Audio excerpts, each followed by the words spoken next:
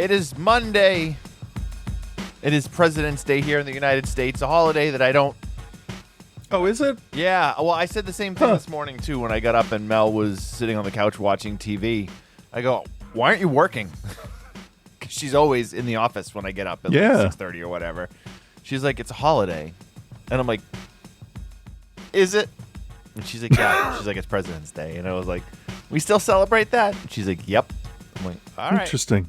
All right. So not only will I get this is my day off, but we're going in to do color testing for one of the movies that are coming up, but it's a holiday, so it's like I get to take time off for today and I get to take time off for the holiday. Yeah, it should be holiday pay too.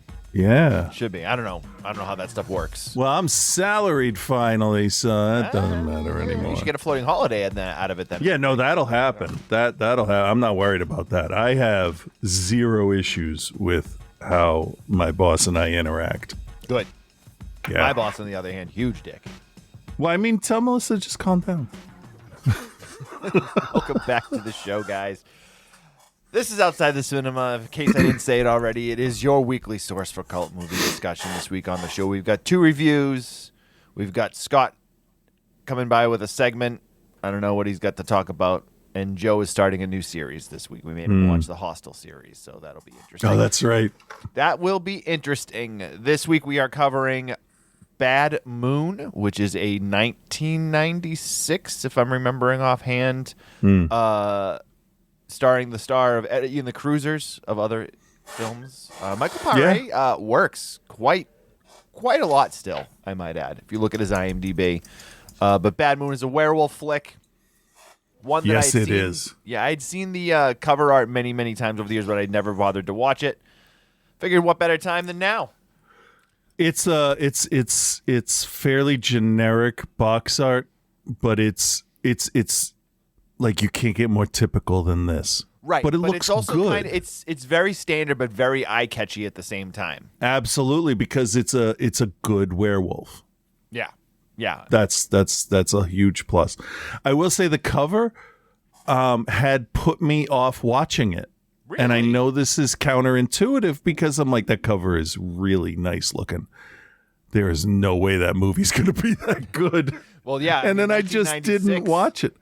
Yeah. And all the direct-to-video stuff this went to theaters, but like, everything was garbage in the 90s for some reason.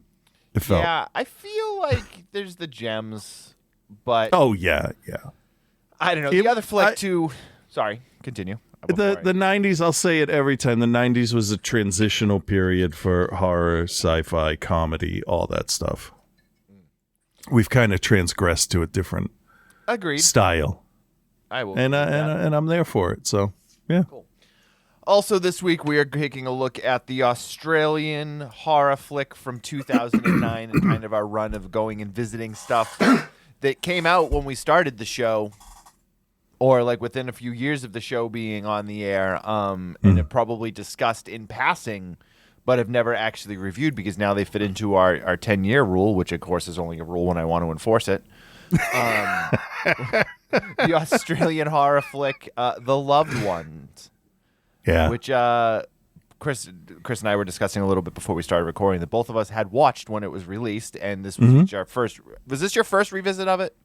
Yes. Okay, yeah, me too. I'd only watched it once originally when it was released, but because and for the only reason that it's not a complicated story, so I didn't feel the need to revisit it. I felt like I got it all the first time. Yes, we'll discuss it more momentarily, but that's not an insult or praise one way or the other. The simplest story is the best. It's all in how you. Sometimes, yeah.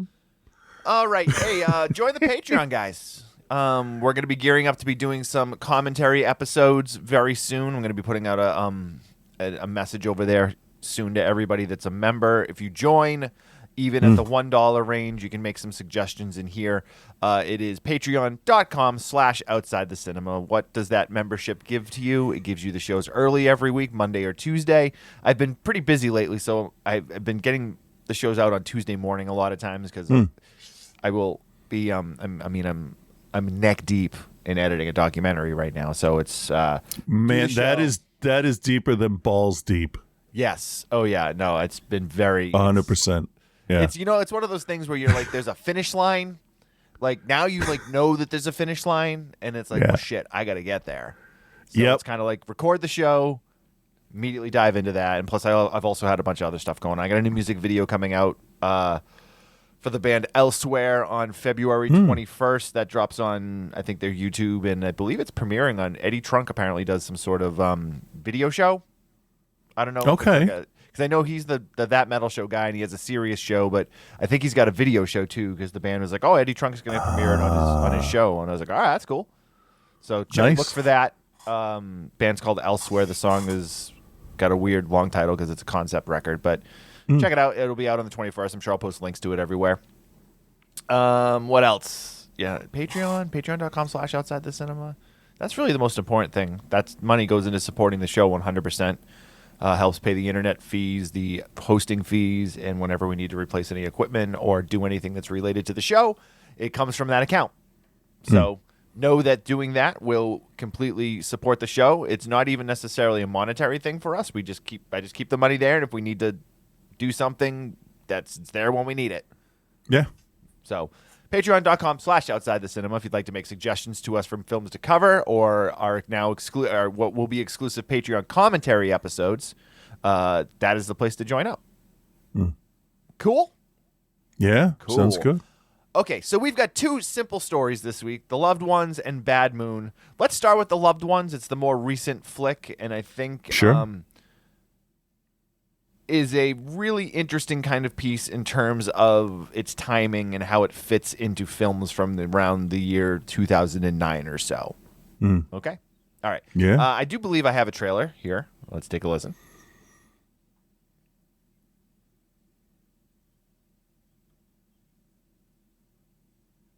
Why is there no audio? Well, because it's the week started over. So this is me. This was me. I did not unmute it. well, okay. That one's on me. That one's on me, guys. Sorry. Once in a while it happens.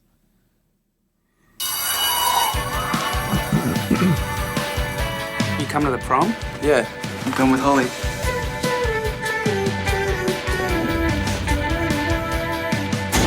Come on.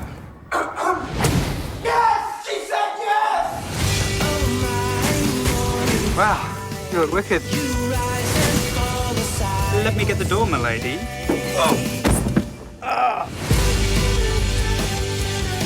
Pretty as a picture. Will you go to the dance with me? Sorry, Lola. I'm going with Holly.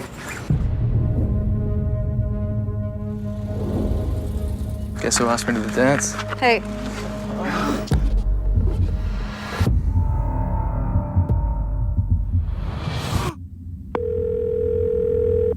Hi, this is Brent. Leave a message. Brent's done this before. He's always turned up.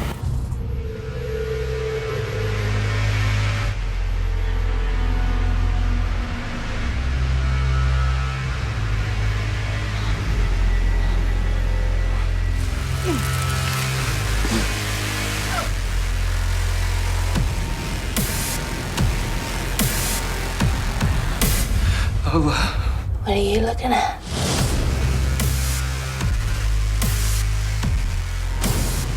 Say happy. Happy. Suck it. Show me!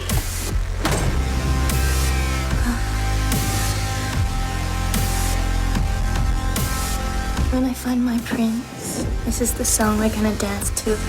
And there's only one way to find out if it's you.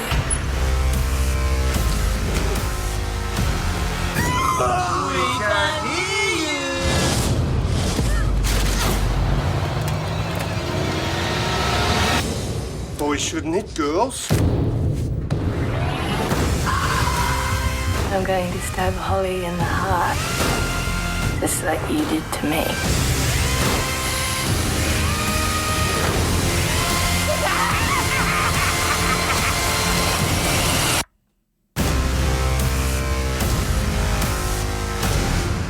All righty. 2009, The Loved One, starring Xavier Samuel, Robin McLeavy, John Brumpton, Richard Wilson, and Victoria Thane. This is a one. I don't know why I said it like Mario right there. They got a lot of love upon its release back in 2009 and 2010. Well regarded, highly talked about on many of the different horror sites.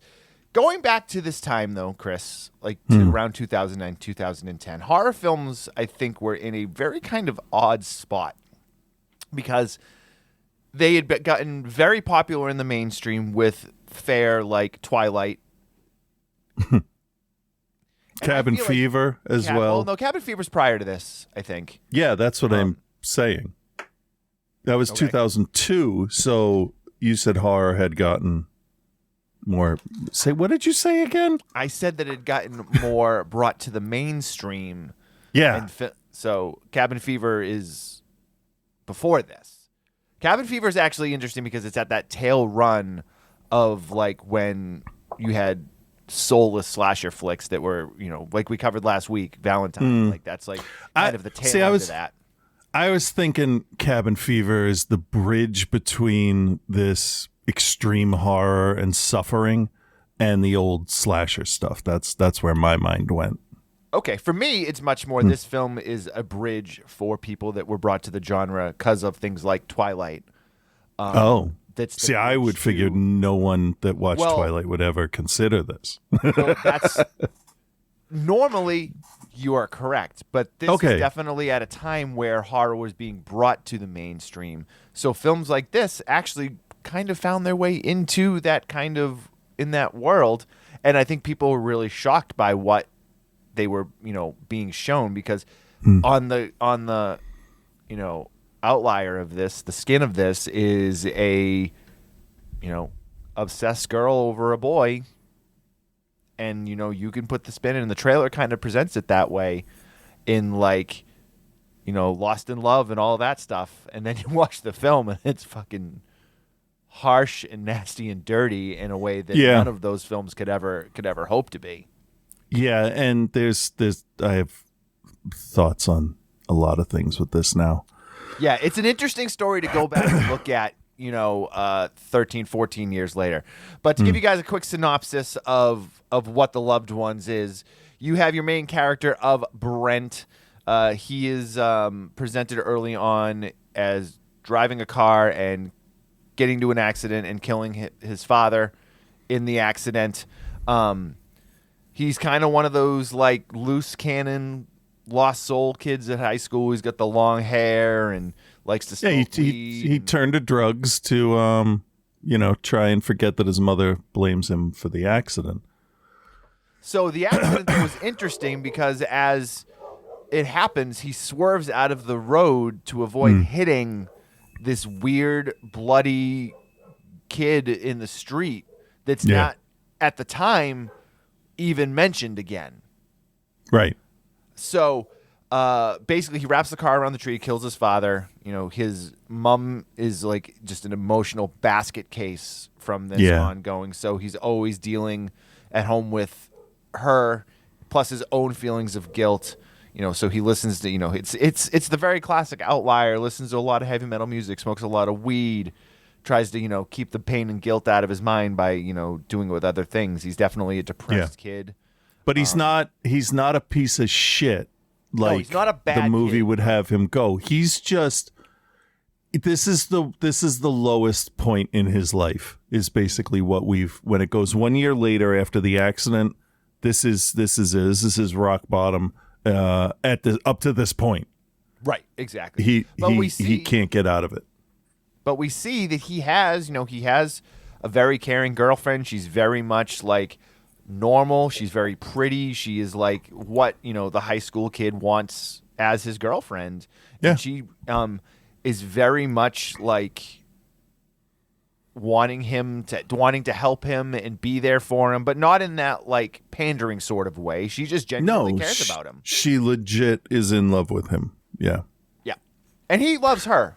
You can tell he loves her. And he just doesn't know how to deal with anything emotionally anymore. Right. So his outside actually looks like his inside.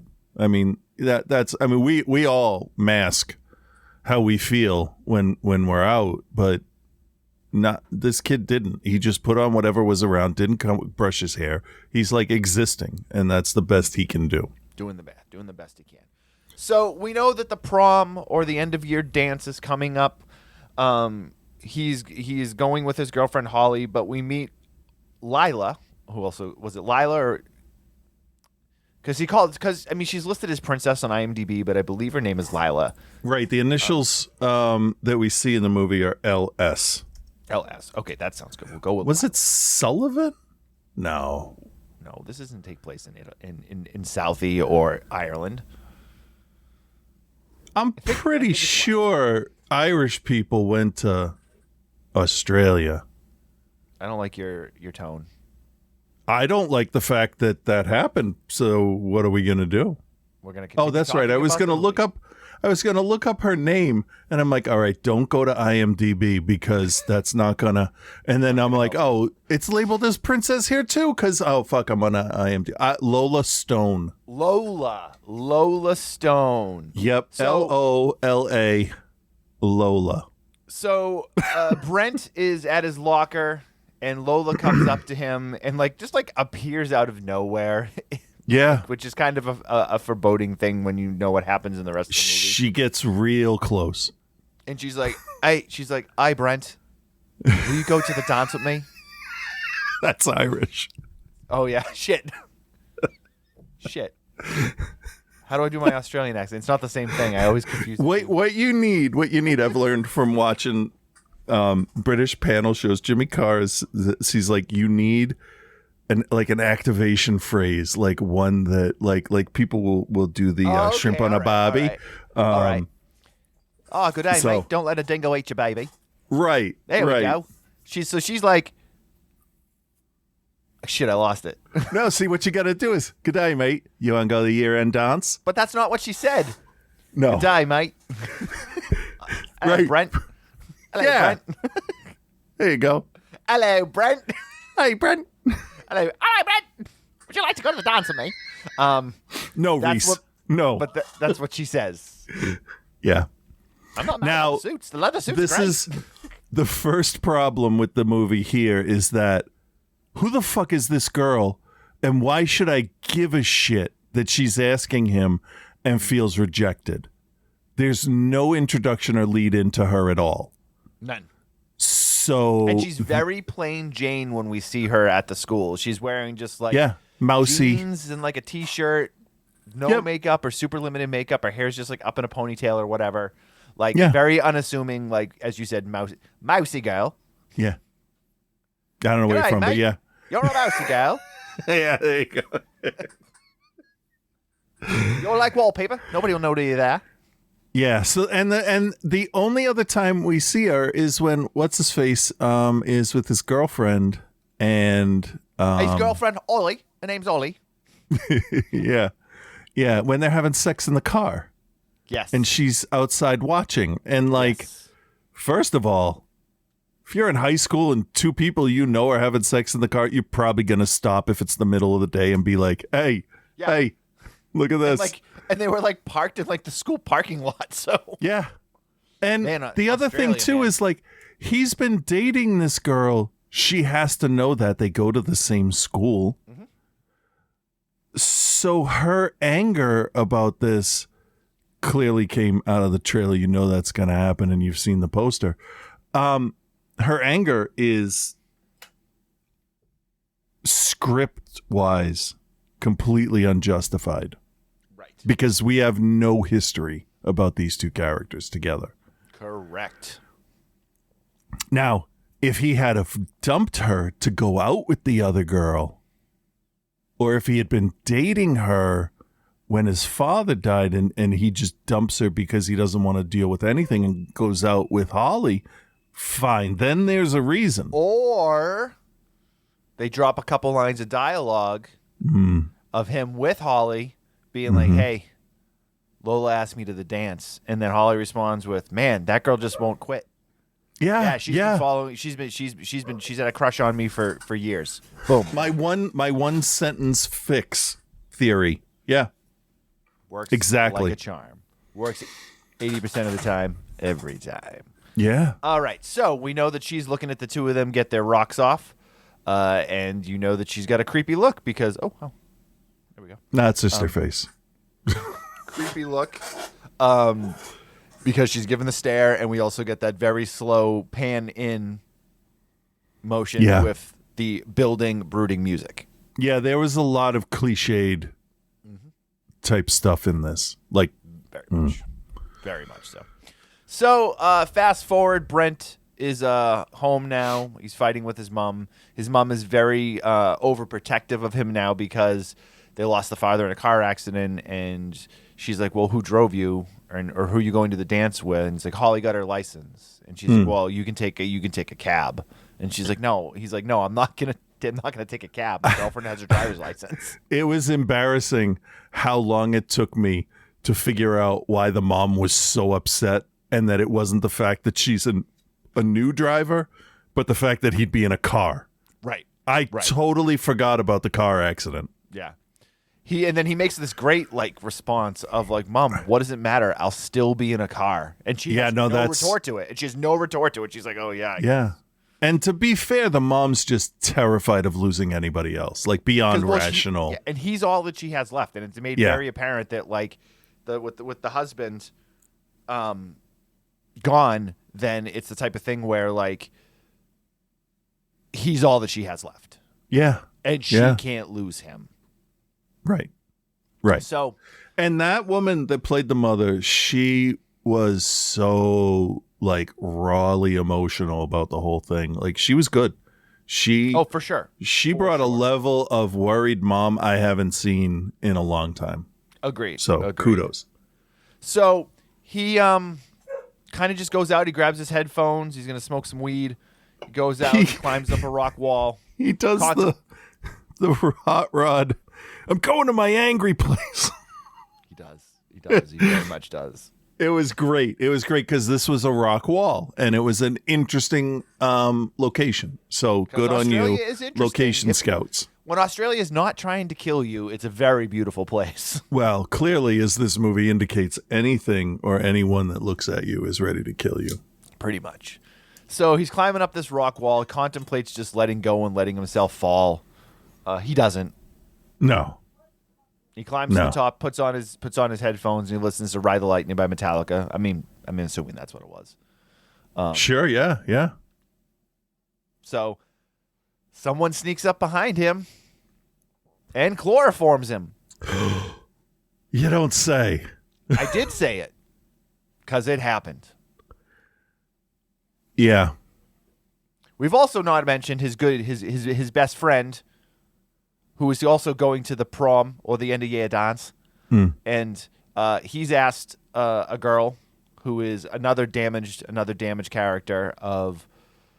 She's a crazy goth. She wants to drink. She just wants to party. Apparently, also we find out she wants to fuck. Yep. But we learn, and this might be getting a little ahead, but we learned that her brother has disappeared. Yeah, that was talked about a little bit here and there because her father's the cop that's investigating. Oh no, that will be investigating. Yeah. His disappearance. The friend's name, was it Padding the Scriptington? Because that's all this story was. It was fun. And I think, all right, so not to be a dick, but to be serious. Yep. This element of the movie, I think, needed to be there because the other side of the story would have been too much. Right. So you have to break it with comedy and sexcapades. Yep. But there might have been a better way to do it, instead just cut to the friends instead of being at the dance and smoking weed and having sex, because clearly that's what everybody else is doing when you're captured by a crazy woman who you think whatever. But I don't know. The first 2/3 of their whole night out felt like an aside, but I do see story-wise why you need to break it up. But still, the dude didn't really bring anything to the whole story. It was all the girl. So I don't know. Yeah, she yeah, I mean, I think it's padding the script, but also at the same time, I think it's kind of important to give that, those little bits of information, because as simple as this story is, they do a fairly good job of kind of hiding the specific details of why things are happening. Where connections are and stuff, and whose dad is related to who, and like, I think it adds a little bit more to it. But anyway, so now Brent has been kidnapped by we've learned the father of Lola, who is now from this point on will be known as Princess. Yeah. And basically, like, it's that situation of like, this boy rejected her. She doesn't know how to handle that because she's fucking crazy and her family is crazy.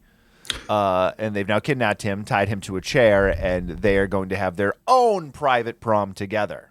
Yeah. And this is where it starts to fall apart for me. Yeah, I'm not going to deny that. This film very much goes in that, like, sort of, maybe not as directly, and we'll talk about this. It's funny, Joe will talk about Hostel later on in the film, but like, Hostel is kind of the film that is always brought up when you talk about the torture porn movement. Yeah. This is a film that I think definitely comes in that world, but they definitely tried to mix it more with like a Tarantino indie filmmaker type feel. I think one of the things I saw that was like, The Loved Ones is if you started making Hostel but were obsessed with the film Carrie. Which I think is kind of an interesting way to look at it. I mean, there's nothing supernatural in this. This is literally just crazy. Right.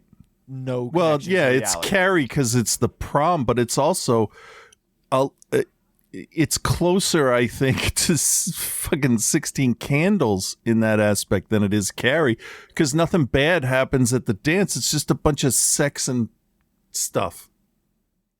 Yeah. You know? Yeah. I mean, the dance scenes are interesting, though, because the best friend with the girl who ends up being the sister, one of the kids that disappeared, like, she's, like, knocked down, drag out drunk, and she's, like, jerking him off on the fucking dance floor. And Yeah, she's given up on life. She's done. Yeah.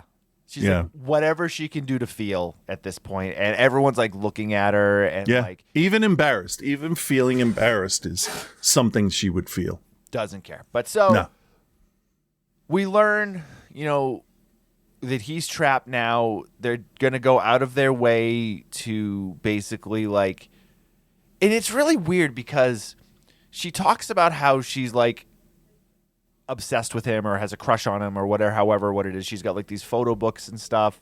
But, like, at no point is there, like... Sorry, excuse me. Is there, like, an attempt with her, and this is, I think, where the character... I mean, and I saw a lot of things, too. They were like, oh, the character of Princess is, like, one of the better, like, horror movie villains. And I don't really think... I don't think so.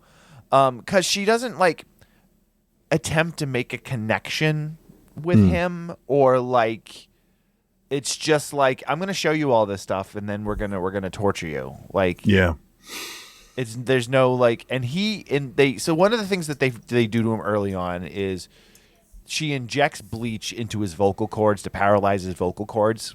Oh. See, now it all makes sense, right? Okay. Because I didn't know what that was, and they didn't say what it was going to do. I thought he had screamed so much he tore his vocal cords. Yes. I can see why you would think that. I thought the bleach was some kind of sedative for them to get him, into a position where they needed him. No, she injects it. I mean, if you injected bleach, I think it would do more to you than that, but it would definitely paralyze your vocal cords. Yeah. So, but she does it. It's like the first thing she does to him. Like, he screams once and he does it. But so, like, I really wanted there to be this interaction between them and her and him, and him maybe trying to, like, talk his way out of it, or, like, dupe her into thinking he's into it, and then maybe that's the moment he could escape. But, like, they take away his ability to communicate immediately. Yep. And I understand the reasoning for that story-wise is so that, like, he's got nothing to say, he can't do anything. But I think it also then really hampers the storytelling after the fact because he can't communicate in any way, shape, or form. Yeah, it definitely narrows. It cuts off a lot of story possibilities. Like, instead of him running out of the house, if he gets away, he could have called someone. You call 911 or 999 or whatever it is over there, or 0118 999 8. No. Oh, you just pick up the phone and yell, "Police! I need you." Right, you just dial it, leave it off the hook, and run out of the house. Police will respond to that, I would imagine. If it picks up and you're like, send somebody, and you hear, beating the feet, they're like, fuck, well, I don't trace it. Let's go. Yeah. But I mean, even maybe the kid wasn't a good actor. I don't know. Maybe. That's insulting because he was really good. Like, he's got pain and anguish down. I gotta say, I'm not gonna make fun of him. No, and he does. He does a good job. So there's also the mother character there, but she's got a hole drilled into her head because that comes into play too. Yeah, she's called Bright Eyes, which I think is what's it called there? Planet of the Apes reference. Because Charlton Heston couldn't talk and he was called Bright Eyes.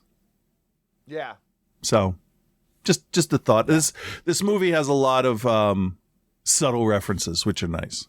Yeah, as lazy as this movie is in parts, there's also a number of things that are like very interesting in the way that kind of comes together, and it plays itself out. He tries to escape. He doesn't get, he isn't able to get away. They do more terrible things to him. He then is able to, to get free again, but then ends up in another position where it's not working. And then he's able to, make it so that he has the upper hand for a moment. Yeah. But then he does something and then she's like, well, now I'm going to just fuck your entire life and you're going to still be alive and know that I did it. Yeah. So, the stakes were raised appropriately. I felt once we got past some of the stuff, and it was just him attempting to survive. The girl doing her thing.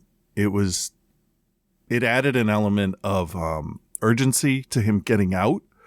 Mm-hmm. But I mean, they then confused the storyline with him not being the prince she's looking for.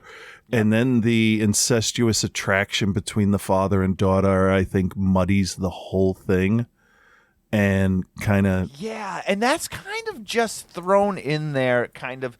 I'm not going to say willy-nilly because they don't, like... No. They do a pretty good job of, like... It really felt like...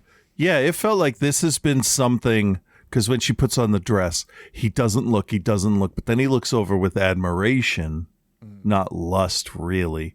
But then when she realizes, oh, I'm never going to find anybody like you, and they almost kissed, like, I think that had been... Yeah. That's a lot of story for probably a few years we haven't seen finally coming together, because you have to imagine, with the mother not there, the wife not there, the two of them... It's a stupid relationship. But the whole thing is bizarre. Like the whole thing is bizarre. The daughter should not be that like psychopathic, because it's torturous and it's directionless. That's the word I'm looking for. Like the Jeffrey Dahmer drilling the hole and pouring in the boiling water. Okay, fine. Yeah. That's something someone actually did, but we all know it doesn't create the willing homosexual slave zombie that you want. And the way they go about it here, they don't even have a fucking funnel to pour that shit in. Like, get your shit together. And as we know, this is not the first time they've done this. So no, and that's why it pissed me off. Sorry, I'm agitated by things today in this movie. All good. No, it's all good. I keep interrupting. It's fine. I mean, and we've gotten through the majority of it, and I don't necessarily think we need to get a whole lot deeper into the storytelling of it, but like it is this film is very much a project of 2009. I watch it now, and it's funny how certain films will age better than others, and I don't think this is one that's necessarily aged very good. So watching it now, it's got a very, very different feel than I remember when I watched it. Maybe because I've seen so many more films that are doing exactly what this is doing.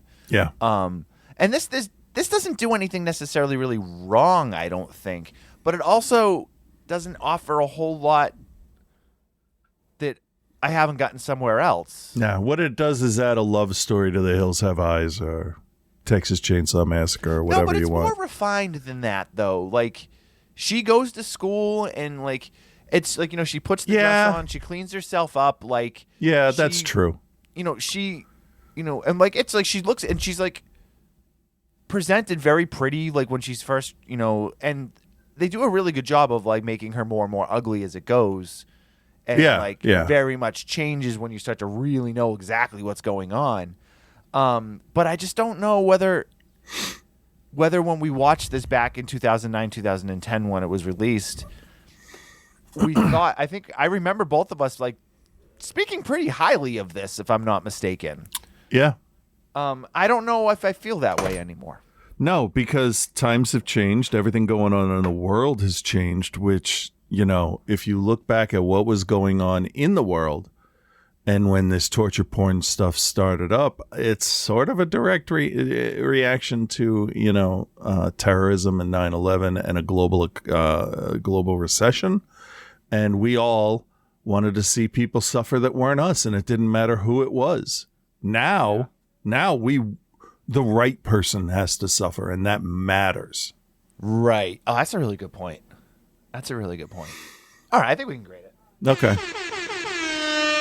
All right, Chris, then, do you recommend and what is your grade for The Loved Ones? I think I'm gonna not recommend it. I'm gonna give this a very polite pass. I'm not upset with it. I just think it's not relevant. It's not relevant anymore for anything. Unless you're in a super bad mood and hate metalheads and pot. There are so many other like layered films that do the same thing. However, it's not a poorly made movie, so I'm going to give it a B-. Okay. All right. Yeah, this is tough. I feel like I might have included this on my end of year favorites list when we did Yeah. that year. I mean, shit, I liked Sucker Punch. Things change. Yeah, that's true. I liked Sucker Punch too. Sucker Punch was a beautiful comic book, but a terrible movie. And it wasn't a comic book.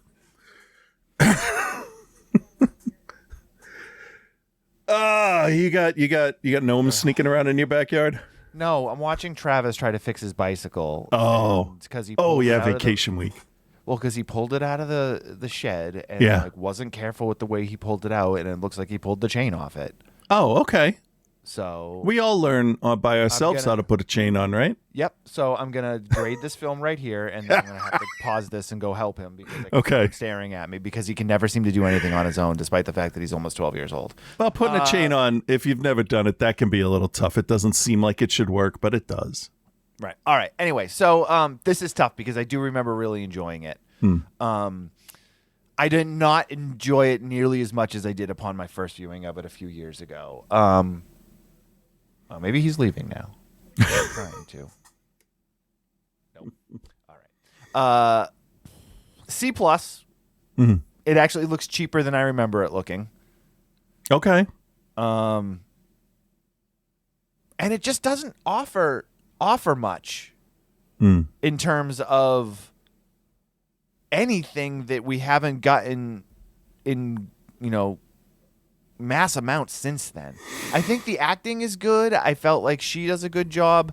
She hasn't been in a whole lot of other stuff. The main actor does a good job. It just kind of there though. Like there's not like any like cool gore or cool effect scenes. No, but the gore is well done. The physical applications of it and stuff like the heart she carves into his chest with the fork. Yeah. That looked good.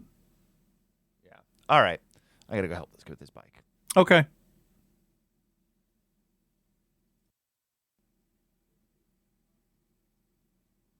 Okay, then. All personal things fixed. Let's move on to our other flick this week.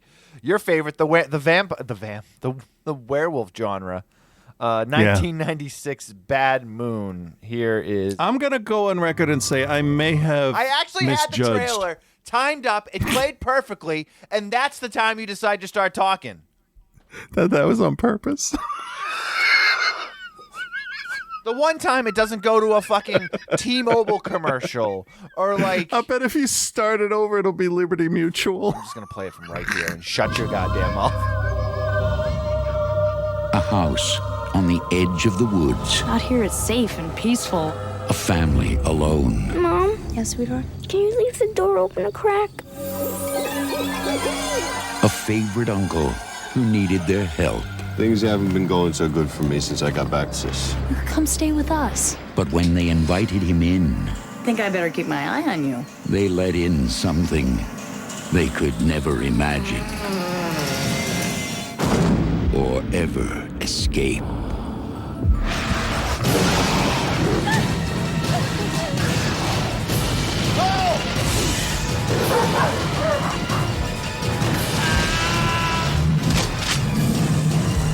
What's wrong with you? Bad Moon.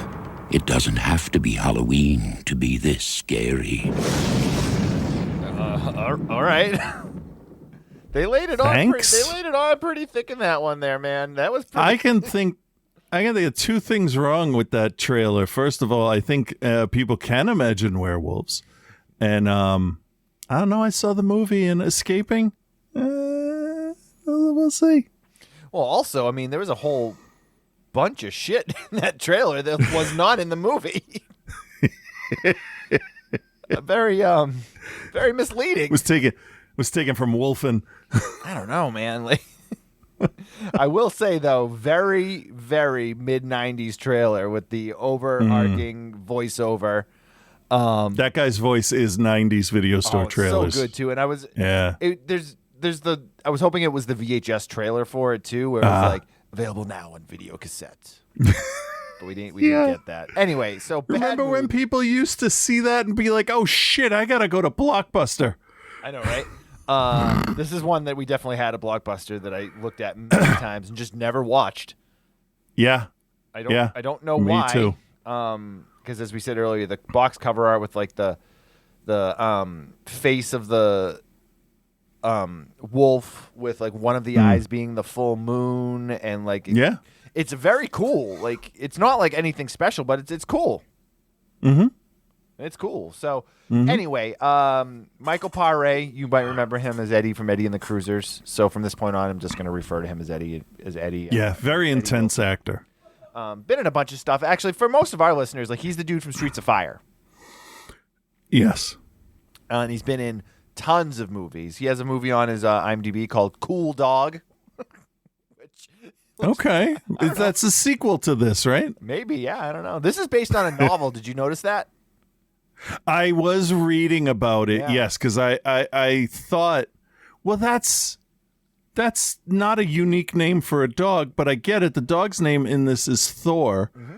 And then I was looking at the IMDb page and it listed the author, and then the book is called Thor. Yeah. Because the book is told from the dog's point of view, and now I need to read the book. Yeah. Very interesting. Yeah. The very handsome Mariel Hemingway is also in this. Michael Paré, Mason Gamble, Ken Pogue, and then you're not going to recognize any of the other people. This is a 1996 essentially direct-to-video horror store shelf filler. I will say this, Mariel Hemingway. She's always a joy when she shows up. She's a hard woman. She's tall. She is a hard-ass woman, man. Like, there's a scene in this at the beginning where there's this guy that's coming up and he's trying to con them, like dupe them. And she lays down her friggin' I'm a lawyer and you can get fucked. And it's like, I'm like, damn, girl. I'm like, you get it. Like, Yeah. Yeah, and that leads you to believe, oh, here's somebody that's really aware of what's going on around her and can read the signs in people's behavior and know what they're doing and be able to... Nope, none of that plays into any of the rest of the movie at all. None of that. She is a dunce after the opening credits. Yeah, and this film also plays some pretty fast and loose with your I keep saying vampire, with your werewolf lore.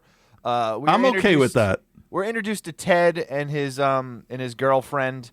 They are in the jungle. Any jungle, doesn't matter Baby. which one. Yeah, maybe. And you're gonna die. Yeah. And with a bunch of nondescript indigenous people with them. Yeah, they are from every tribe if you look close enough. But again, they're in the jungle, and I haven't seen a whole lot of werewolf movies that take place in the jungle. I kind of wish that this one had taken place in the jungle as opposed to like Portland, Oregon, or wherever it was. The edge of the forest. Yeah, yes, just the random edge of the forest. It's got a very like Oregon coastline look to it, though, for sure. Yeah, Goonies all the way. All the way. So Michael Paré, he's pretty excited about being in the jungle, and his floozy of choice is also excited to be in the jungle. So why not be excited in the jungle together, in your tent? And start making out and have sex and remain surprisingly clothed for most of it. Yeah, and then not. And then also and then shockingly not. Yeah, it gets pretty raunchy. But does. So you have all of the guides or the Indian natives. Let's just say natives, just to keep it easy. Yeah, because there's so many. Of them. There's like 15 of them out there, and they're all of different heritage. So they hear something. It's the Council of Natives. They hear something in the woods. They scurry. One guy gets ripped up. And then the werewolf tears into the tent, rips apart his girlfriend, scratches him on the chest. Then Eddie grabs a shotgun and blows the head off the werewolf. And then we're done with the jungle. Yeah. On to Paradise City for the second encore. Yeah, seriously. I will say this though. Killer fucking opening though. Like, yeah. Very menacing, violent as fuck. Yeah, you set the werewolf as an unstoppable force. Yeah, like you see the werewolf essentially in full right off the bat. They're like, we got a cool looking werewolf. We're not gonna fucking hide it. Yeah. Yeah, because one of the points the director said I was reading is that it has to be good enough to be in daylight. Yeah. And I'm like, oh. Huh. Okay. Yeah, for sure. Sure. Yeah. So yeah, he's torn up, and then we fast forward. We meet Mariel Hemingway's Janet, her son Brett, and their dog Thor, who is a beautiful German Shepherd. The star of the movie. Yeah, German Shepherds are gorgeous. My buddy Bob, they just got a German Shepherd puppy. I shouldn't say just. They've had her for about 8-9 months. So it's a full-grown dog now. Yeah. Very much so. But just beautiful. German Shepherds are beautiful dogs. Strong as fuck. Like, great dogs. Oh, yeah. Great dogs. And the dog in this that plays Thor, what was his name? Like Parcheesi or something like that. I forget. The dog's name was in the credits, so it was like Piazza or like, I don't know, something. And so the three of them live at home. We said that a little bit earlier. This guy comes to try to con them. He's going to sue them because the dog attacked him. And then Mariel Hemingway and her eyebrows put him in his fucking place. It's great. Yeah. Because, like, how do you prove a dog bit you if you don't have a bite? I mean, the guy's plan was fucking terrible. No, awful. Awful. Yeah. So. I mean, you got to commit. You got to Shia LaBeouf that shit and, like, get a dog bite and just keep picking it open and conning people out of it. But to go, two things, all right? To go back to this other movie real quick. First of all, and this plays into this, I promise. Okay. In The Loved Ones, teenage boys have gone missing and no one is searching. At least 4 people have gone missing within 4 years, I would say. That's a huge problem for me there. Like the police were competent, and then they're not, but they are, but they're not, but they are. Fucking pick a lane, because it's the same cop. So this, yeah, but he's the only one in the territory. Yeah, he's got too much of a caseload. He can't work at all. Fuck! Now I forgot what my point was about this. You were talking about the werewolf and Michael Paré, and they think that Eddie Wilson's dead, but he's actually not dead, and he returns. And Eddie and the Cruisers 2, Eddie lives. Oh yeah, no, I got it now. So like, why, if this guy's going around on foot suing people for dog bites, how is no one like homed in on this guy yet and sent out like get the neighborhood together and be like, hey, this dude is a fucking scammer. Don't let him on your property. Okay, this is the 1996 shelf-filling direct-to-video horror film. Stop picking the scab. Yeah, I know, but it's little stuff like that that totally takes me out of it. Like, how are the cops not better at this? Come on. I don't know, man. I don't know. Yeah, I know. But you need that to establish her character and their control over Thor, because he's not leashed at all at any point, and only reacts when the family is in danger. The whole point with this scam guy is to show how absurdly loyal Thor is. You want to talk about loyal for dogs? Let me give you a quick story. So Mel gets up early and walks Bark early in the morning. She gets up early for work anyway. She's usually up by like 5 or 5:30. And first thing she does is she gets up, gets dressed, take the dog out.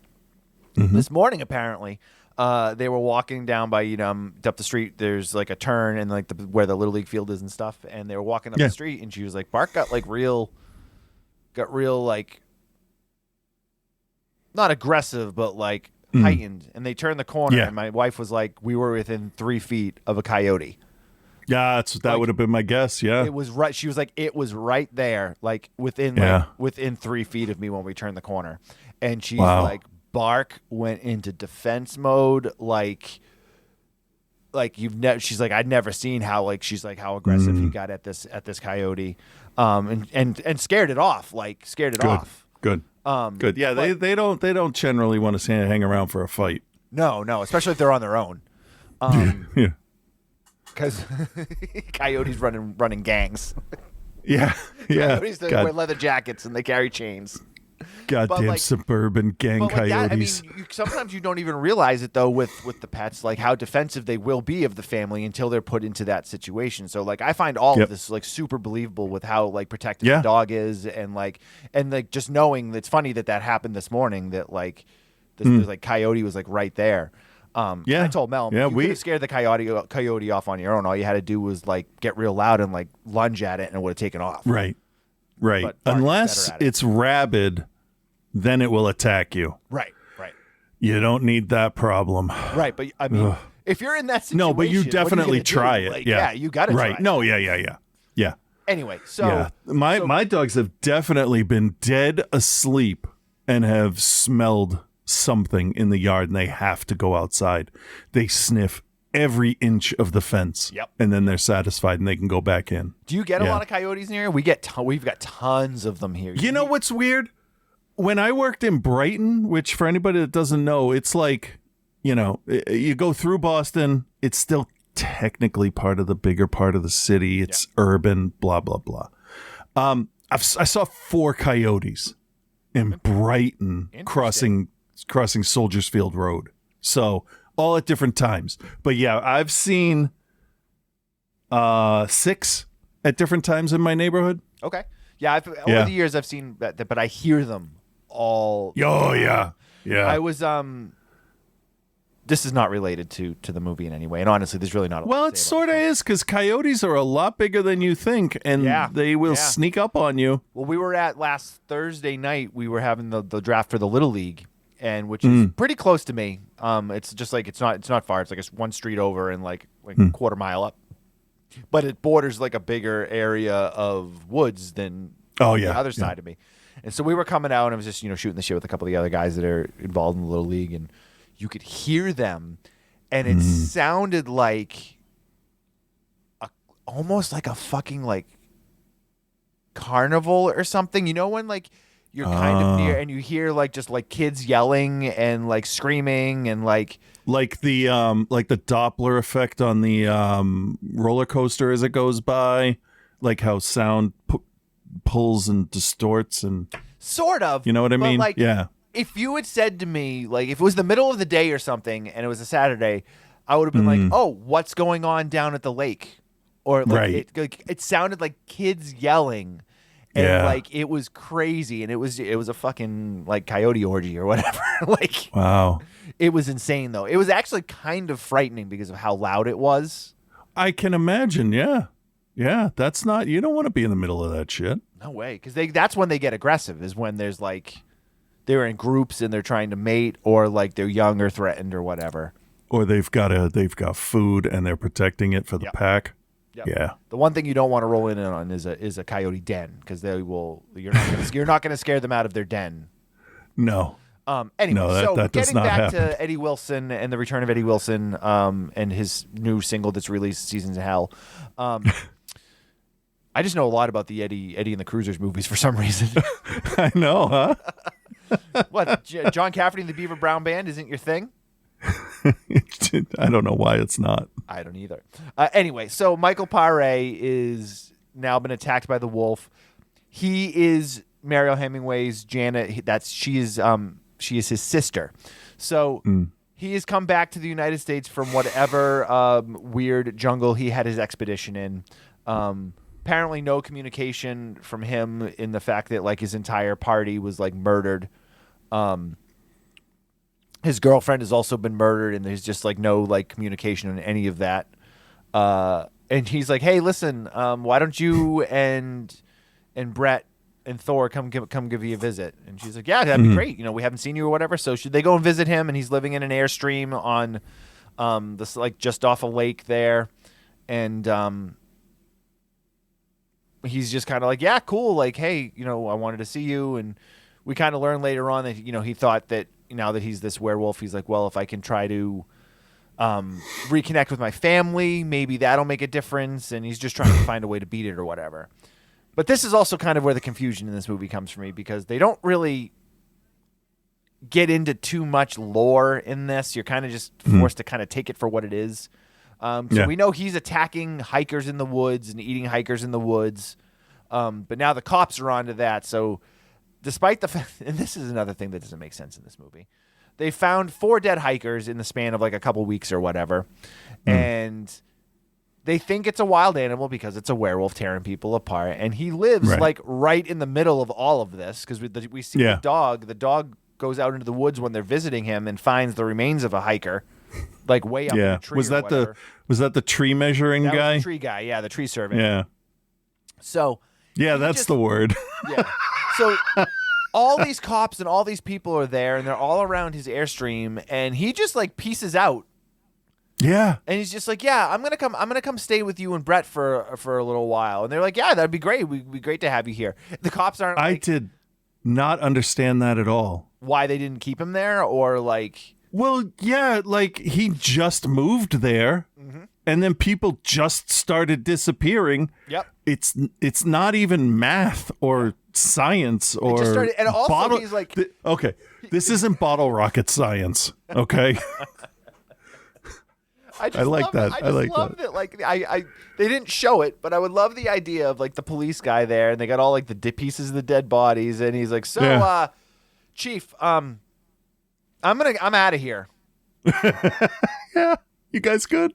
You guys look like you're busy. I'm just gonna take my Gulfstream, which has photos of like me murdering people and like all of this lore. Oh my God, and, like, that's right. all of the stuff. I'm just gonna peace out here.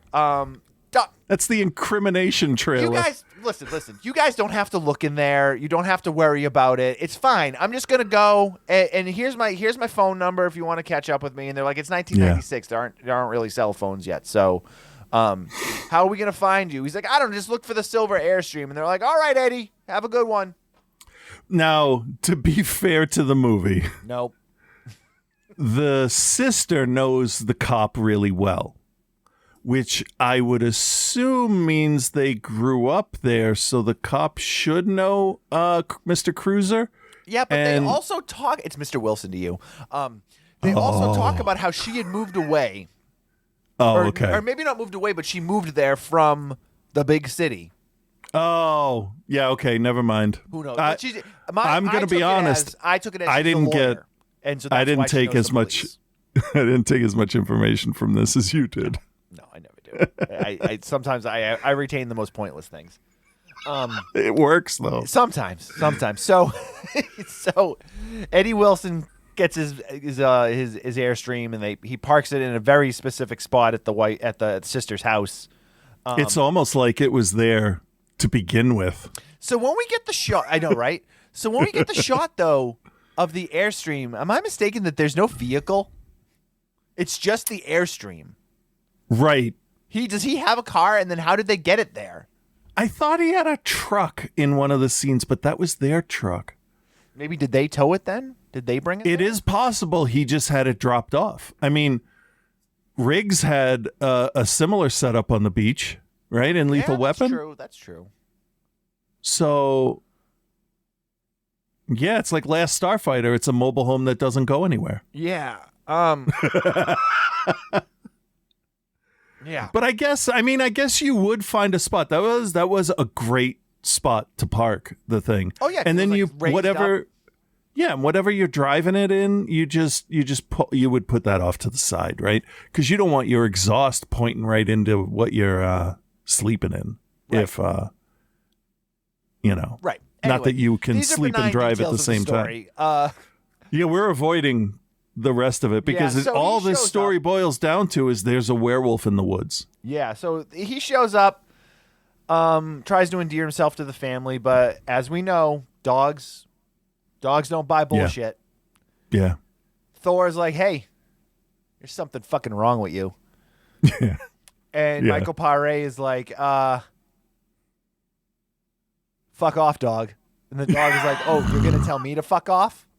I'm going to piss on your Airstream. Yeah. Dog goes up and marks his territory and pees on the Airstream. And Eddie gets out and he looks and he goes, oh, don't worry. You'll get yours. Yeah. So he obviously transforms into a werewolf. He chains himself to a tree. He explains that away to his sister as I'm into kinky stuff or whatever. And then the sister seems way too fucking interested in that. Yeah. A lot of family on family stuff going on in these movies this week. But the dog basically sees him turn into the wolf and sees him chained to the tree. Now at this point, the dog's not having any of it. It was the first time in recorded history a dog looked at a dude and said, oh, hell no. And the play out of it is very simple. My issue, he becomes a werewolf and he kills a guy. So the guy that tried to con them earlier comes back and he's going to kill the dog because the dog, scared him and the lady made him look bad. So therefore he's going to murder the dog. But he gets caught by Eddie and the Cruisers and torn up and killed by the werewolf. So now that they're thinking that the dog might be doing this because the dog got into the fight with the werewolf the night before. So he was injured already. And then Mary Hemingway is like, shit. She's like, well, Thor did get into a fight with something or someone last night. So I don't know. And then the dog attacks Eddie and the Cruisers. Yep. And now she's like, well, fuck. She's like, the dog's violent. We got to get rid of the dog. Right. Which is like the most heartbreaking thing in the world ever. It is, but logically, this part of the story makes sense, sadly. Makes complete sense. It attacked the uncle. It bit him. They couldn't control it. There's also now the question of whether, he had gotten into a fight with something or someone a couple nights before. As sad as it is, you can't take a chance with that. Right, which is why we show how well behaved he was with the scammer. Exactly. So now... And this is where the shift kind of comes. Now that the dog's gone, first of all, Eddie and the Cruisers pisses all over the dog's doghouse. Yeah. As payback. Marks his territory. I'm gonna say unexpected, but yeah, you're a werewolf. I can totally see that. Fine. And it wasn't played for laughs either, which I thought was interesting. My weird thing with this, or my biggest issue, I guess, is this shift in his character. Where he's very much trying to hide it. He doesn't want to hurt the family. And then all of a sudden, he's just kind of gives into it. Or now that the dog's gone, I can just do whatever that's what it was or supposed to be, right. Don't you? But it's not really clear. No, there's a lot of stuff left to interpretation in this, definitely. So the son, Brett, obviously absolutely fucking destroyed by losing the family dog. as anyone would be, and especially not even a situation where like the dog passed away, like the dog was like taken away from them, like screaming and crying. So like, you want to talk about like a bad mental thing for a child. 100% could not have been done worse. Yeah, let's put it that way. Could not have been done worse. Yeah. What's interesting though is as an adult watching this and using my superpower of ADHD and pattern recognition skills, clearly if the dog was going to be removed from the story, I knew the police would have shown up and just shot it. Most likely. So since Thor is the only hero in this story, I'm like, well, this is tough to watch, but I'll bet he saves the day in the end. And he does, shockingly enough. The kid... Not. No, not at all. It's not. No, because the kid sneaks out of the house on his bike, rides down to the pound, jumps the gate, manages to get the dog out, and then the dog fucking commando styles over the fence. Oh, yeah. Runs back home because by now, Eddie and the Cruisers is writing his new single all over Mariel Hemingway's face. So, it all it's nighttime, so they're on the dark side of town. Yeah, and like... I couldn't get that in naturally, so I had to force it. Not bad. Their season in hell is just beginning. And it all kind of plays out. The dog saves the day. Eddie gets killed by the dog. It is what it is. It's all very pedestrian. But the werewolf looks cool. Like they show it a bunch, which is refreshing. Yeah, it is. All right, so I'll recommend it or not. I was trying to think if there's anything else I wanted to add, and I couldn't think of it. That's what I figured, and if you couldn't come up with it right away, I figured we were done. Yeah, all right. So, Chris, do you recommend, and what is your grade for Bad Moon? You know what? I am going to recommend this because Michael Paré fucking nails this character. 100%. Oh, my God. Like, I was, in the beginning, when I interrupted the trailer... I was going to say, I may have been wrong about werewolf movies. Okay. Because I've liked a bunch of the more recent ones that I've watched. Not recently made, but that I've watched recently. Right. And Paré's character in this is, you don't know, is he fighting it? Is he stalling for time? What's his ultimate plan? He's a new werewolf, so like... It brought a whole bunch of stuff in. It dumped some of the stuff from the original movies, like the Silver Bullet and Wolfsbane that I read wasn't part of the original folklore. And also the way he addresses that is really interesting because the kid's sitting there watching an old werewolf. He's watching the werewolf. Yeah, that's right. And he sits down and he starts laughing, and the kid's like, "Why are you laughing?" Yeah. And he's like, this isn't real. And he's like, what do you mean it isn't real? He's like, you can only kill a werewolf with a silver bullet. And he looks at him and he's like, I'm pretty sure if you shot him with a shotgun and blew his head off, that would do it. And then also when he's like, well, you can only be a werewolf at a full moon. And he's like, well, why not any moon? And I'm like, all right. I'm like, the story's that's not it. super That's the deep, but one not bad. sentence shit. Yeah. That follows my rule. If you're gonna change vampires, creatures, water creatures, Frankensteins, all of those have been changed here, and they're vampires pretty much the most with the lore. But I do like a nice change on an old trope. I think that's great. I liked An American Werewolf in London where we got the torment and the nightmares, and a wolf, demonic wolf. You know, all that stuff was kind of different. I guess I just don't like the stereotype blue collar worker werewolf. Right. So, but this was a nice original story for the most part.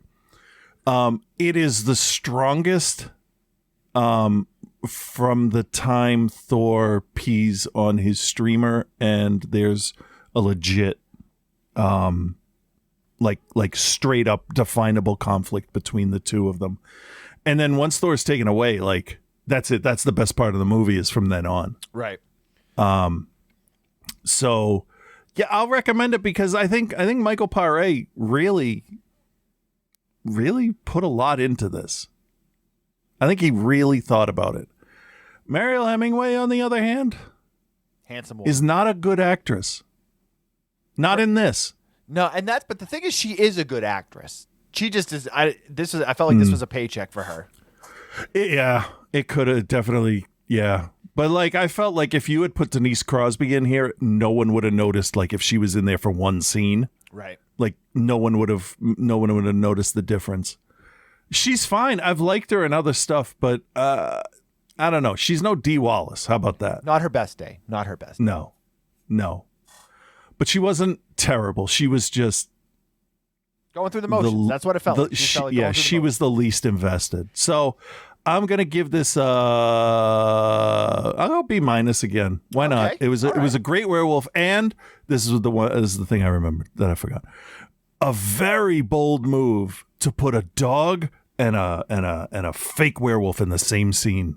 Yeah. And see, you didn't even think about that. No, I didn't.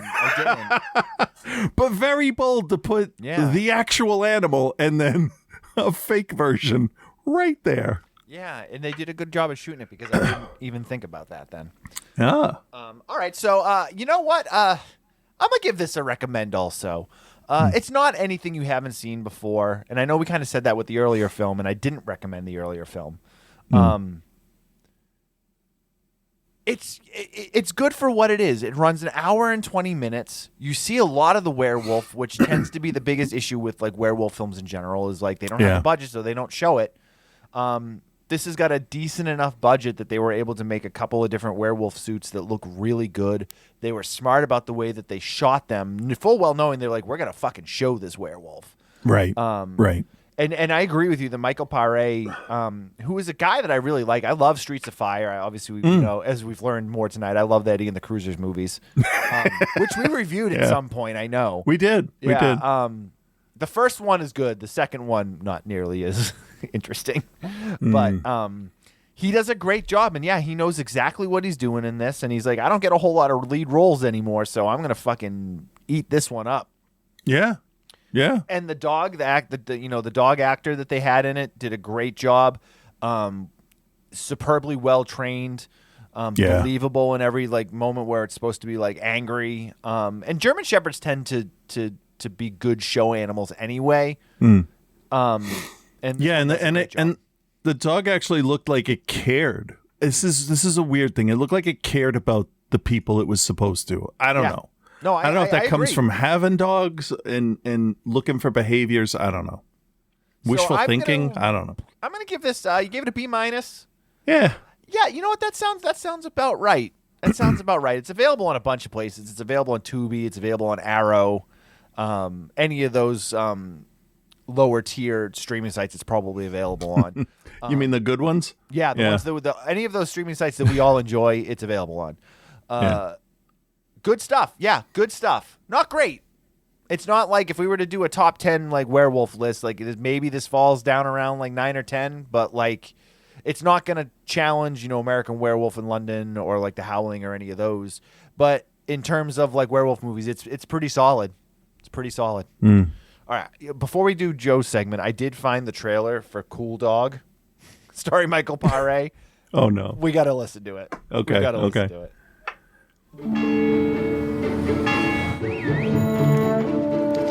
When Jimmy's family decided to move to New York, No, I won't go! there was just one thing they couldn't pack. I'm so sorry, Rainey. This is the story of two best friends. One has left for the big city, She's the best dog in the whole world. and one was left behind. Now, Also a one German beloved Shepherd. dog will do whatever it takes to find his way back to his best friend. Jump on the train. I wouldn't do this if Rainey was here. Who's Rainey? One of the bravest and smartest friends there is. The German Shepherd dog. Rainey, find Jimmy!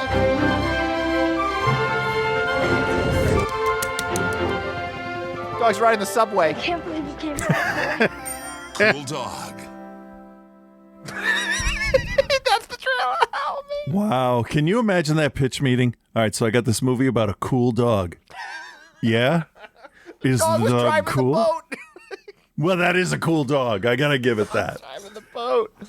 I got to give it that. One final thought on movies where you have trained animals and somebody has to be a dick to them. I wonder if all the times he had to act to Thor, I wonder if like the dog wasn't even on set, because I'd have a hard time being a dick to a dog. Oh, me too. Me too. So that's just a thought. Because, kids don't, some kids swear and stuff, but a lot of kids don't see. Who was it? It was the kid in Pet Sematary. He didn't know he was making a horror movie at some point. So, yeah. Anyway, that was just what I was thinking. I hope the dog wasn't yelled at and verbally abused. No, I'm sure no. Not abused, but berated. You know what I mean? Like, right. Like when somebody has a bad... Like if I came in the house and totally ignored Bark, like he'd be like, dude, what the fuck? Oh, he'd be... I scared off a coyote, goddammit. He'd be even more in your face. He would. Speaking of more in your face, we made Joe watch Hostel. So let's see what he thought. Well, hello, Bill. Hello, Chris, and hello, OTC Nation. It's your boy Joe here, and Bill flew me all the way over to Eastern Europe this week because he made me start the Hostel franchise. I think this might be unprecedented, fellas. I tried for the better part of the week to remember if there has been a movie series I reviewed for the show where I had previously seen every single installment. Oh. I can't think of one. Interesting. Mostly because I like good movies, but that's not the point. The point is, I've seen all 3 Hostel films, but what might save this for me is that I've only seen each of them once. And it was pretty soon after each of them was released. So let's see if time has been kind to my memory of any of them. I pretty distinctly remember Hostel when it came out, because I was living in Los Angeles. It was getting a lot of buzz as the new, like, extreme horror movie. People were talking about it, which is, that word of mouth is something that's really hard to contrive or manufacture. People were, like, comparing its level of gore and violence to Salo and Cannibal Holocaust, and interest peaked. I still thought that unless Eli Roth somehow managed to film a real animal death and sneak it past the MPAA, there was no fucking way it was going to match Cannibal Holocaust. Also, I highly doubt this trust fund douchebag managed to write and direct a film that was as visually interesting and with an equally interesting story as Salo. Part of the mystique of those movies is knowing that they could only have been made in the past, and even back then they were lucky to be able to show what they showed in those endurance trial films. Did he do it?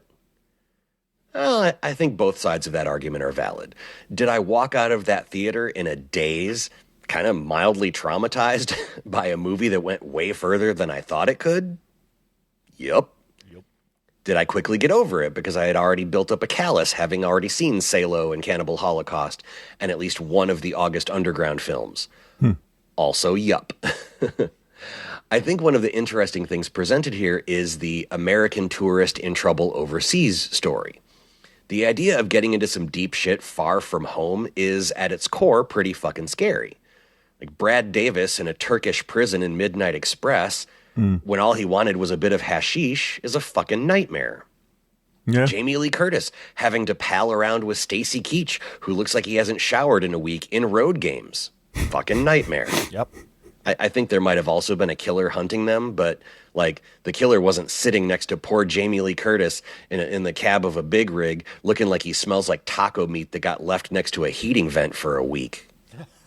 So taco meat. The poor broy schmucks in Hostel who fall prey to an organization where rich people can pay to kill you as fast or as slow as they like. Between the far from home part, the my life and body are just a toy to these people part, and the rich people are fucking evil part, this movie kind of hits a lot of legitimately scary points. On the other hand, the 2 American tourist kids, played by Derek Richardson and Jay Hernandez, are so fucking American while overseas that I don't really blame anyone for wanting to kill them. Like, I'm not sure if that was Roth's intention. He probably meant for them to just be like 2 boisterous dudes in their early 20s who are just excited to have a hedonistic time in Europe. Like, I think they're supposed to be more like ignorant man-children than the ugly American tourist stereotype, but yeah, it didn't that come might through. be the one point where this movie kind of fails. Now, I'm not saying they deserve to be slowly tortured to death, but I understand. I'll give them this. They transition from this basically being like a less funny version of Eurotrip to holy fucking shit terror in a very smooth, effective way with really good timing. Like when this movie takes its tonal shift almost exactly halfway through, it's really good and it's effective. Like, sure, Scotty didn't know that his girl was fucking everyone except him, but these two chuckle fucks don't know that they were about to get sold to a Dutch CEO who wanted to be a surgeon, but his shaky hands prevented him from doing so. So he pays an Eastern European mob to kidnap chuckle fuck number one, and he's about to go full men behind the sun on him. No anesthetic, I'm guessing. There's definitely a conversation to be had about what is and isn't torture porn. I hate that term, by the way. I fucking hate it. And I think this movie is kind of one of the centerpieces of that conversation. Yeah. Could you call basically the entire second half of this film torture porn? Sure. But I think that term indicates a film that doesn't really tell a story and only serves to see what you can endure visually. And while that's definitely here, there's more to it than that, a lot more to it. The August Underground movies are torture porn. This isn't. It is adjacent, though. Sorry. This has been one of the hardest movies I've ever reviewed on the show. I am trying like hell to make jokes here, but there is nothing fucking funny about this movie. Everything is treated seriously. It's all shot and acted really well. The special effects are amazing. Like, there's nothing so over the top that it's goofy. I'm trying to make jokes here while an Asian girl is getting a blowtorch to her face. Great. Yeah. Hilarious. I can do dark humor, but I'm not a fucking ogre. By and large, I tend to like Eli Roth's work, and this might be his masterpiece, even if it's not my favorite film of his. He made one of those disturbing films that, you know, admittedly is right up there in the ranks of Cannibal Holocaust and I Spit on Your Grave and Salo, in a time when he really shouldn't have been able or allowed to. Honestly, for me, the most disturbing part of the film is the conversation Jay Hernandez has with Rick Hoffman as he's trying to escape the factory where this is all happening. Rick Hoffman is like the only American on the other side, on the torture side of this thing, and he just plays it so like coked up and excited, and it's really eerie and effective. It'll give you goosebumps. Here's the thing: the good. It is effective. Everything in this movie is orchestrated to have an effect on you, and it does. The bad. Sorry about that. Trying to wring some fucking comedy out of this movie review was like trying to deadlift a bull elephant. It just can't be done. Pass fail. Hostel definitely passes, even if it's not exactly my kind of horror movie. I'm happy to say I was less disturbed this time than my first. But honestly, as I get older, I like that feeling less and less. I'll be back next week with, spoiler alert, the infinitely more enjoyable Hostel 2. Maybe that movie will give me the opportunity to make at least one goddamn joke. Until then, be good, everyone. Thank you very much, Joe. I am a firm believer now that, and I know we probably, at the time, shit all over Hostel because of the way it was released and everything that kind of came after it. You know, I think the Hostel films, and I know even going back, you and I both actually really liked the second one because it was so heavily inspired by like Euro horror from, you know, an Italian horror. So yeah, I think they may deem a rewatch. I watched the first one not that long ago. It's like 4 years, not that long ago. I mean, dude, time means nothing anymore, so. That is true. Lunchtime, doubly so. So yes, very I was not impressed with it, to be honest. It felt mean and vicious just to be mean and vicious. I don't know. I mean, he says that you know, can it reach the levels of Cannibal Holocaust? And I'm gonna go out on a limb and I'm gonna say Eli Roth himself cannot make a movie, not just Hostel, but cannot make a movie that is the equal to Cannibal Holocaust. And god damn it, did he fucking try. Well, I mean, Green Inferno literally should have just been a Cannibal Holocaust remake. What a boring derivative piece of crap that was. Yeah. I was not at all into that. I will say here, I'm curious. Sorry to interrupt you. Yeah, no, go ahead. Joe said that he, by and large, enjoys Eli Roth's work. So maybe at the front of his segment next week, let us know what are the stuff that you like the most, Joe. Because I really hated Green Inferno, and everyone knows I love the Italian cannibal movies. So, Cannibal Holocaust is one of those films that I totally understand. Hey, I understand that it's despicable, but I can absolutely appreciate what it is and what it does. Yeah, we've moved away from the savage jungle nightmare cannibal to the city-dwelling, educated cannibal movies. So fucking keep up, Roth. Yeah. Speaking of educated cannibals, let's see what Reverend Scott had. They are, to be fair. The educated ones are fine, young cannibals. I'm just going to talk all over everything. Is it going? Can I start it? Nah. All right. Oh, wait. I hear the coyotes out back. That's my dog. All right. I have to say it was truly sad to listen to you both talk last week about things that utterly disappointed you. Like when Chris found out that just because something's a UFO doesn't mean it's an alien. So that was the most disappointing lesson I ever learned in my life. Mine was holy shit with Reverend Scott.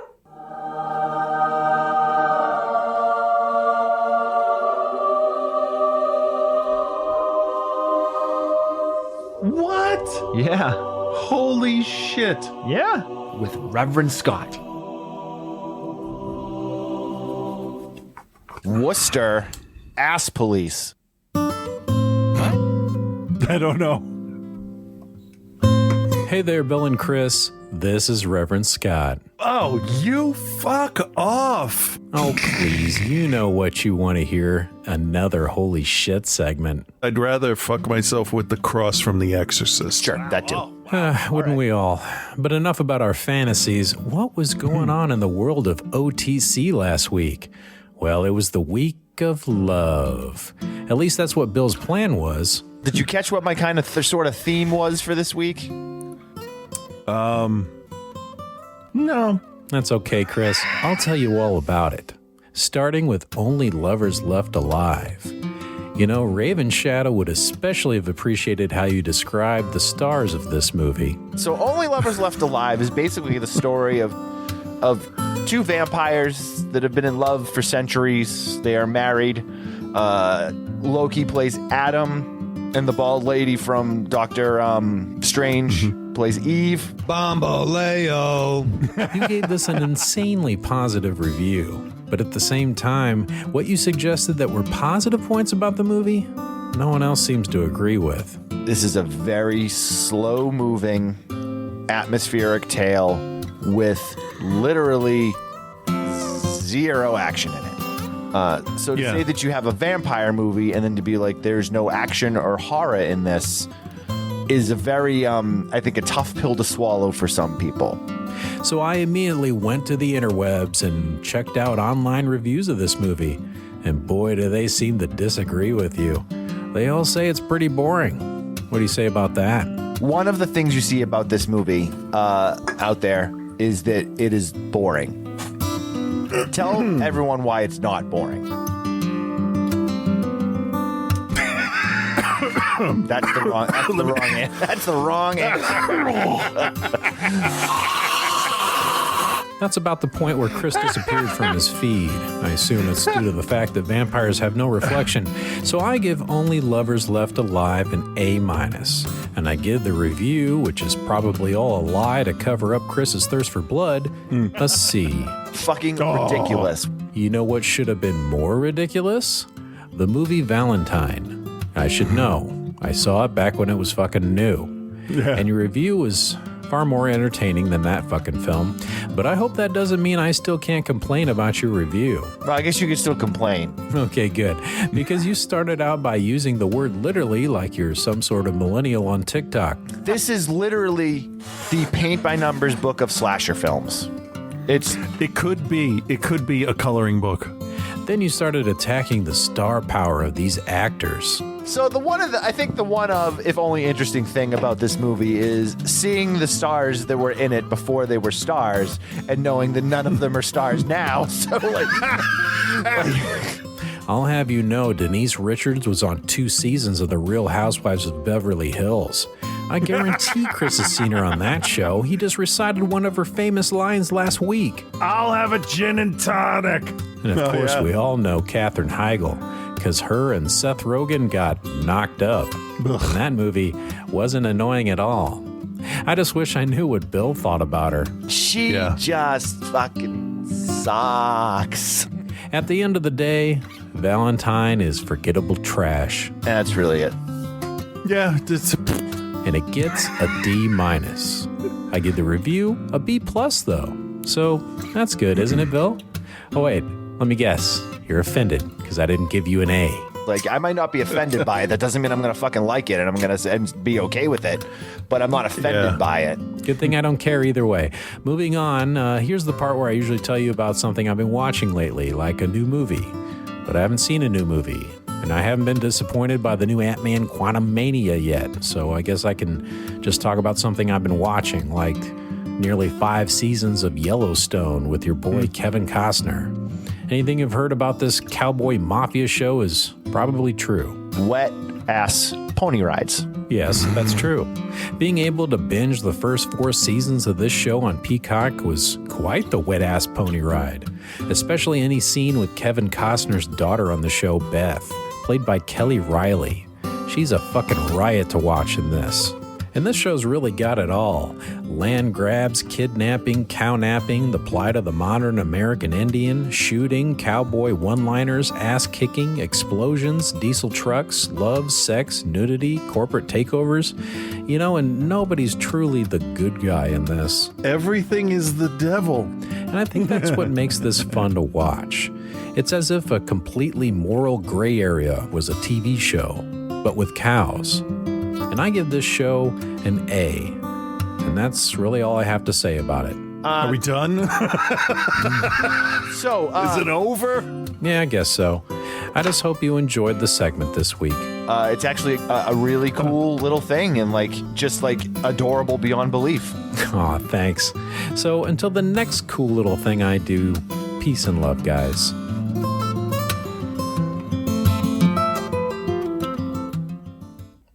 Outside the Cinema with hosts Bill and Chris, who were forever cosmically entwined no matter where they physically are. They're so completely comfortable. There's no walls, there's no masks, nothing. They know every atom of the other person. And it feels so much more intimate when they talk to each other because they're there for each other, even though they spend time apart. We're 5 feet apart or 5,000 miles apart. We're still connected. I don't fucking care about anything. I liked Ant-Man 3. I haven't seen it yet. I'll give you my thoughts when I do. It's ridiculous this week, guys. I'm sure it is. Thank you guys for joining us. Make sure you join the Patreon if you're not already a member at patreon.com/outsidethecinema. I will be sending out a message probably at some point before the show drops publicly later this week to gather suggestions for commentary episodes. If you have film suggestions for reviews, that's where you can let us know from there. And everything that we generate there just goes right back into keeping the show alive. Yeah, that's it. Okay. That's it. That's what we got. Sounds I hope everyone's good. having a good week. I hope everyone knows how to put a bicycle chain back on their kid's bike if they need to. Right? And then we'll Watch be out back for to tell you more coyotes. next. Yeah, watch out for the coyotes. Yeah. Later, everybody.